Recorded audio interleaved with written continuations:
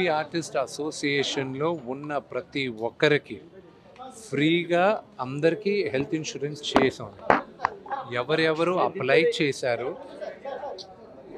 Apply చేశారో వాళ్ళందరికీ వాళ్ళకి నచ్చిన హాస్పిటల్లో వాళ్ళకి చికిత్స పొందుతున్నారు. కొన్ని కేసులు లేటుగా రావడం వల్ల వాళ్ళు అడిగినప్పటికీను మాదాల రవి గారు, శివబాలాజీ గారు రాత్రింబగలు కష్టపడి అందరికీ హెల్ప్ అందేటట్టు చూస్తున్నారు. సో ఎవరు మూవీ ఆర్టిస్ట్ మా కుటుంబంలో ఎవరికైనా సరే చికిత్స కావాలంటే అదే మా ఫస్ట్ ప్రయారిటీ. సో దానిపైన మేము చాలా జాగ్రత్త.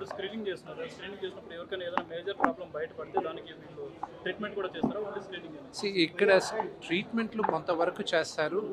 కొన్ని స్పెషలైజ్డ్ హాస్పిటల్స్ ఉంటాయి. చాలా పెద్ద హాస్పిటల్స్ కూడా మేము టైఅప్లు పెట్టుకోవడం 50% దాకా డిస్కౌంట్లు ఇప్పించాం. అండ్ హాస్పిటల్స్ అన్నీ కూడా చాలా మంచి పనులు చేస్తున్నాయి, గొప్ప పనులు చేస్తున్నాయి. ఏఐజీ దగ్గర నుంచి, మెడికవర్ దగ్గర నుంచి, కిమ్స్ దగ్గర నుంచి వీళ్ళందరూ they have come forward, they have helped us. And ఆ హెల్ప్ మేమందరం చాలా గ్రేట్ఫుల్గా ఫీల్ అవుతున్నాం. ఈరోజు లిటిల్ ఓవర్ 400 మెంబర్స్, 400 మంది కన్నా కొంత ఎక్కువ మంది చేయించుకున్నారు. నెక్స్ట్ నేను వీళ్ళని రిక్వెస్ట్ చేసింది కూడా ఏంటంటే ఫిలిం జర్నలిస్ట్ అందరికి కూడా ఒక ఫ్రీ హెల్త్ క్యాంప్ వాళ్ళు చేయమని రిక్వెస్ట్ చేశాను. వాళ్ళు ఓకే అన్నారు.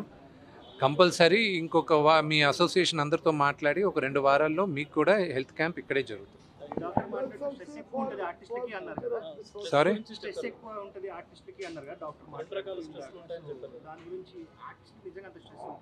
ఎందుకు ఉండదండి? ప్రతి ఫ్రైడే మా సినిమా రిలీజ్ అవుతుంటే మా అన్ని నోట్లోకి వచ్చేసి ఉంటాయి. సో ప్రొడ్యూసర్లకు ఉంటాయి, అందరికీ ఉంటాయి. ఇప్పుడు ఏ యాక్టర్కి గ్యారంటీగా పని దొరుకుతుంది 365 రోజులు అనేది కష్టం. అతి తక్కువ మందికి ఉంటుంది పని.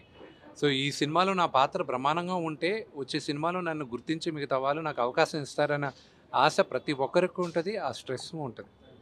లడ్డు మీరు ఒకసారి మాట్లాడండి. రోజు ప్రతి వచ్చి మాట్లాడతారని చెప్పి ప్రతి దానికి సమాధానం చెప్తారు.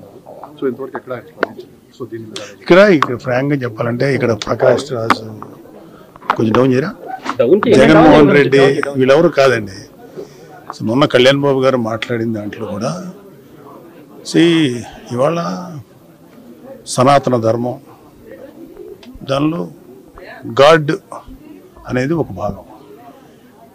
ఇది ఈ సనాతన ధర్మానికి అవమానం కలిగించే వాళ్ళ గురించే మాట్లాడారు తప్ప నిజంగా చెప్పాలంటే మన దేశంలో ఏ ముస్లిము ఏ క్రిస్టియన్ను వాళ్ళు అసలు ఎప్పుడు టచ్ చేయరు ఎవరిని. అలాగే మనం కూడా వాళ్ళు టచ్ చేయం. ఎవరో ఎక్కడన్నా ఒకటే సంఘటనల వల్ల ఇదవుతుంది తప్ప యూజువల్గా ఒక మతాన్ని ఇంకో మతం ఎప్పుడు గౌరవించుకుని బతుకుతున్నాం. అది ఈ పాటికి భారతదేశం ఏంటంటే ఎప్పుడు లాంగ్ బ్యాకే 500-600 ఏళ్ళ క్రితం కుడి చచ్చిపోయేవాడు. సో అందరూ కలిసి జీవించడం అనేది మా అందరికీ, అటు క్రిస్టియన్స్ అయినా, హిందూస్ అయినా, ముస్లిమ్స్ అయినా, సిఖ్స్ అయినా కలిసి బతకడం అనేది మనకు మన పెద్దవాళ్ళు మనకి ఇచ్చినట్టుంది. అదే కళ్యాణ్ బాబు చెప్పింది సనాతన ధర్మం. అది ప్రతి వాళ్ళలోనూ ఇంకి ఉంటుంది. సో దాన్ని ఎవరైనా అవమానం చేసినా ఇంకోటి చేసినా కొంచెం బాధ అనిపిస్తుంది. సో లడ్డు అనేది ఒక చిన్న అంటే ఒక నిండిపోయినటువంటి ఈ నిర్లక్ష్యం చేయబడినటువంటి హైందవానికి, హిందూ మతానికి ఆ లడ్డు అనేది క్లైమాక్స్ లాంటిది. సో దానికి ముందు ఆ లడ్డు అనే దాంతో పాటు ఇంకా కిందకి వెళ్తే ఎన్ని దారుణాలు జరిగినాయో మా అందరికీ తెలుసు. సో నేను కూడా అప్పుడు మోడీ గారు వచ్చినప్పుడు మేము మాట్లాడిన కలికిరి సార్ అప్పుడు much before elections Hindu temples కానీ ధార్మిక మండళ్ళు కానీ ఏదైనా సరే should be ruled by Hindus only. ముస్లింకి సంబంధించినటువంటి వక్ఫ్ వాళ్ళే చేయాలి, మిషనరీస్ క్రిస్టియన్సే చేయాలి. కానీ మనకేంటంటే బికాజ్ ఆఫ్ గవర్నమెంట్ ఎవరైతే అధికారులు ఉన్నారో వాళ్ళు చేసేటువంటి నిర్ణయాల వల్ల కోట్లాది మంది హిందువులు అఫెండ్ అవుతున్నారు. అదే కళ్యాణ్ బాబు గారి బాధ. సో దాని మీద ఆయన వెలుగొచ్చారు. ఇక్కడ ప్రకాష్ రాజా, జగన్మోహన్ రెడ్డి కాదు, it's a question of pseudo secularism. హిందువుల్లోనే ఉన్నటువంటి సూడో సెక్యులర్ మీద మేము అంటే కళ్యాణ్ బాబు గారు మాట్లాడారు. రియల్ సెక్యులర్ ఎవరంటే పవన్ కళ్యాణ్ గారు. లేకపోతే ఆయన అన్ని మతాలతోటి సఖ్యంగా సయోధ్యగా ఉంటారు.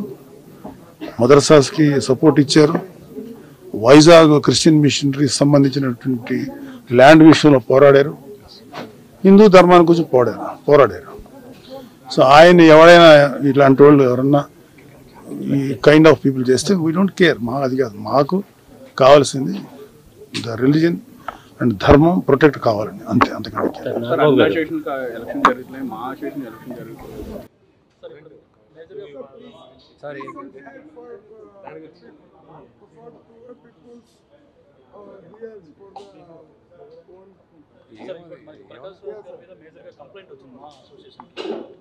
ఏమండి మనం ఉండేది ఇప్పుడు హెల్త్ క్యాంప్ గురించి, దాని గురించి ఏమైనా ఉంటే మాట్లాడదాం.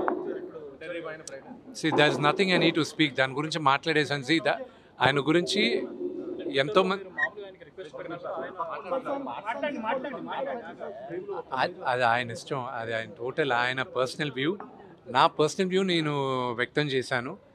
ఒక హిందూగా, ఒక తిరుపతిలో ఉన్న ఒక నివాసిగా దానికి కమ్యూనల్ కలర్ లేదని నా గర్వంగా చెప్పుకోగలను. సో అది కరెక్ట్ కాదు అని చెప్పాను, అంతేగాని దానిపైన ఆయన నేను చిన్నప్పటి నుంచి నాన్నగారి సినిమాలో ఆయన యాక్ట్ చేసినప్పటి నుంచి నేను చూసాను, నేను అంకుల్ అని సంబోధిస్తాను. ఆయన అంటే నాకు గౌరవం, అంతేగాని there is nothing controversial about it.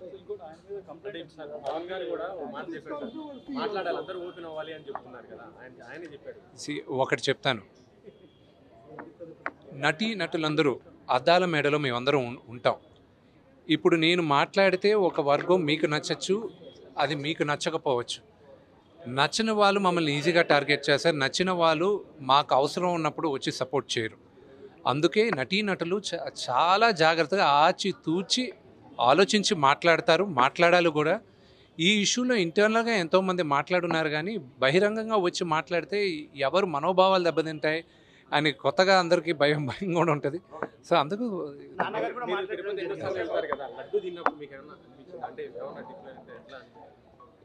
అండి దేవుడి పైన నమ్మకంతో విషయం తాగినా కూడా అది అమృతంలాగే ఉంటుంది. ఆ నమ్మకం ఏ లెవెల్లో ఉందనేది మనకి.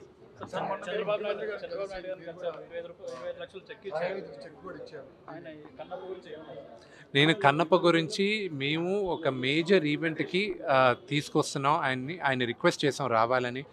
అది శ్రీకాళహస్తిలోనే జరగాలి. ఎందుకంటే ఇంత భారీ బడ్జెట్ పెట్టి ఆ ఈశ్వరుడి పైన సినిమా తీస్తున్నాం, కన్నప్ప పైన సినిమా తీస్తున్నాం. భారతదేశం అంతా కన్నప్ప గురించి, శ్రీకాళహస్తి మహత్యం గురించి తెలియాలన్న ఉద్దేశంతో ఆయన కూడా వస్తే బాగుంటుంది, మన తెలుగు వాళ్ళ ఘనకీర్తి ఏంటో కూడా చెప్పాలి అనే ఉద్దేశంతో సినిమా చేస్తున్నాం. పరమేశ్వరుడి దయ, మేము కూడా దానికోసం వెయిటింగ్. ఆ త్వరలో చెప్తాను.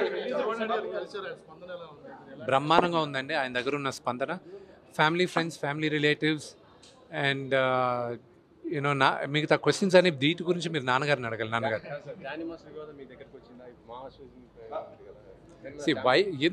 ఎందుకు నన్ను ఎందుకు కాంట్రవర్సీస్ చేస్తారు? దాని గురించి ఆల్రెడీ ఓవర్, దాని గురించి కోర్టులో చేస్తున్నారు. జనరల్ ఎలక్షన్స్, మా ఎలక్షన్స్ ఒక్కబోట్ లాంటి కమిటీ హిందూ రావాలని ఆయన అన్నారు. అది నేను ఫుల్ సపోర్ట్. ఆ విషయంలో హిందూ ధర్మరక్షణ మండలి ఉండాలని చెప్పి కళ్యాణ్ బాబు గారు అడిగినది చాలా కరెక్ట్ అయిన విషయం, ఖచ్చితంగా ఉండాల్సిందే. తేలిపోయింది. తదుపరి చర్యలు ఎలా ఉంటాయి ప్రభుత్వం? Law will take its own course. చట్టం తన పని తాను చేసుకుపోతుంది. ఎవరు తప్పు చేశారో వాళ్ళందరూ బయటకు వస్తారు. సో ఈవెన్చువల్ గా దానికి తగ్గ శిక్ష పడుతుంది. డిక్లరేషన్ మీద జగన్మోహన్ రెడ్డి గారు డిక్లరేషన్ మీద దేవుడి మీద నమ్మకం ఉందని సంతకం పెట్టి వెళ్ళాలి. అలా ప్రతి చోట మక్కాలో కూడా మీకు ఎంత ఆనందం ఉందండి. నేను ఏదో మాట్లాడాలి, చాలా సంతోషం. పర్సన్ మాకు దొరికారు, మేము తప్పేం లేదండి. ఇప్పుడు ఎవరి మతానికి తగ్గట్టు వాళ్ళని ఫాలో అవుట్. ఇప్పుడు నేను చర్చికి వెళ్ళాను ఎలక్షన్ టైంలో. నాకు అక్కడ జీసస్ క్రైస్ట్ ని ప్రార్థించినప్పుడు నేను కూడా ప్రార్థించాను కదా. అలాగే నేను మసీద్కి వెళ్ళాను ఎలక్షన్స్. వాళ్ళతో పాటు పెట్టుకున్నాం, వాళ్ళు ఫాలో అయ్యాం. పెట్టుకోమని వాళ్ళు ఒకరు ఉంటారు, వాళ్ళే వాట్ ఎవర్ వాళ్ళ ఆచారం ప్రకారం నేను ఫాలో అయ్యాను. So there is no wrong. Declaration సంతకం పెట్టడం అనేది చేసేసి ఉంటే గొడవ ఉండదు కదా. దేవుడితో చెలగాట వాడుతున్నారు చంద్రబాబు నాయుడు గారు, పవన్ కళ్యాణ్ గారు మాట్లాడుతున్నారు.